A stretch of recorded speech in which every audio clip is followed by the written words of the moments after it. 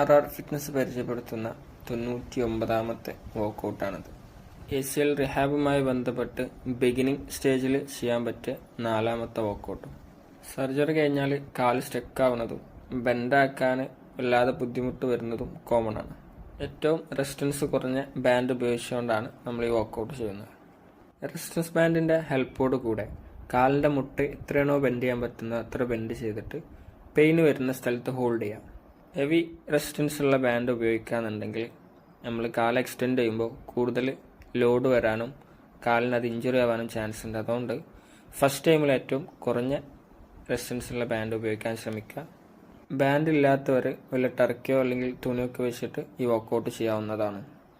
ജനറലായിട്ട് 3 ആഴ്ച കൊണ്ട് 90 ഡിഗ്രിയും 5 ആഴ്ച കൊണ്ട് 120 ഡിഗ്രിയും 8 ആഴ്ച കൊണ്ട് കാല് ഫുള്ളായിട്ട് ബെൻഡാക്കാനും പറ്റും.